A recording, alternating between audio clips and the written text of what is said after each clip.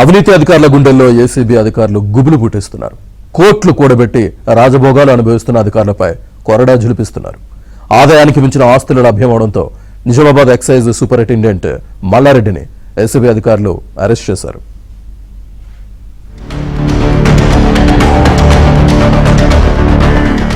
ఆదాయానికి మించి ఆస్తులు కూడబెట్టారన్న ఆరోపణలతో నిజామాబాద్ జిల్లా ఎక్సైజ్ సూపరింటెండెంట్ మల్లారెడ్డి నివాసంలో ఏసీబీ సోదాలు చేశారు. బృందాలుగా విడిపోయిన ఏసీబీ అధికారులు ఏకకాలంలో 10 ప్రాంతాల్లో మెరుపు దాడులు నిర్వహించారు. మల్లారెడ్డికి సంబంధించిన ఇళ్లు, కార్యాలయాలు, బంధువుల నివాసాల్లో అధికారులు తనిఖీలు చేశారు.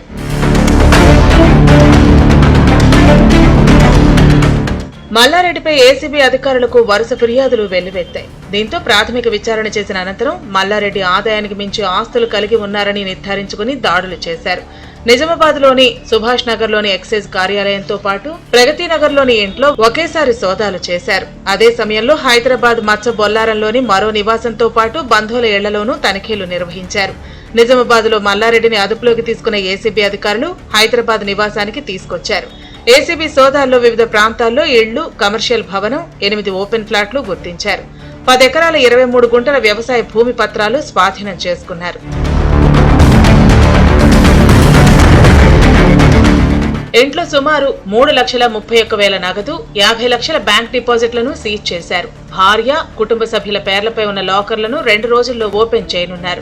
కొన్ని రెసిడెన్షియల్ హౌసెస్ మరియు 8 ఓపెన్ ప్లాట్స్, అట్లాగే కొన్ని అగ్రికల్చర్ ల్యాండ్స్ కూడా గుర్తించడం జరిగింది.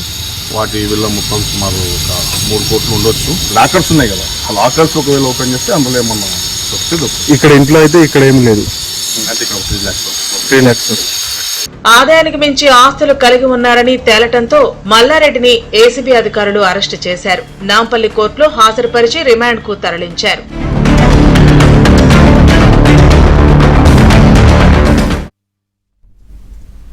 Hyderabad Gandhinagar police station SI Narasimha ఏసీబీకి చిక్కారు. బాధితుడి నుంచి 50,000 రూపాయలు లంచం తీసుకుంటూ రెడ్ హ్యాండెడ్ గా పట్టుబడ్డాడు. స్టేషన్ బెయిల్ ఇచ్చేందుకు ఓ వ్యక్తి నుంచి ₹1,00,000 డిమాండ్ చేశాడు. అడ్వాన్స్ గా 50,000 తీసుకుంటూ ఏసీబీ అధికారులకు దొరికిపోయాడు.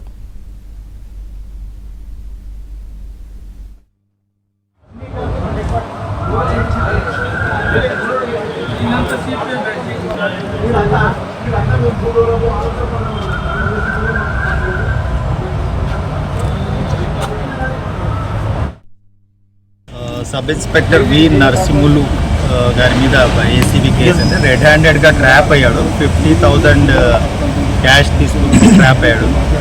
యాక్చువల్లీ 1 lakh రూపీస్ డిమాండ్ చేశాడండి. Out of 1 lakh to 50,000 part payment ఇస్తుండగా పట్టుకున్నాము. ఇందులో విషయం ఏంటంటే కంప్లైనెంట్ మీద 11/6/2026 నాడు ఇక్కడ కేసు రిజిస్టర్ అయ్యిందండి. ఈ కేసులో గాను ఆయనకు నోటీస్ ఇవ్వడానికి గాను ఫర్దర్ హరాస్మెంట్ చేయకుండా దాన్ని ఇచ్చేయడానికి గాను 1 lakh రూపీస్ డిమాండ్ చేశారు ఎస్ఐ నరసింహ గారు. 11/6 నాడు కేసు అయింది. 14 నాడు డిమాండ్ చేశారు. సో ఈరోజు మన పరమేశ్వరాలయం ఆపోజిట్లో ఈయనతో 50,000 కంప్లైనెంట్తో 50,000 తీసుకుంటుండగా రెడ్ హ్యాండెడ్గా పట్టుకున్నారండి. క్యాష్ కూడా రికవర్ అయింది.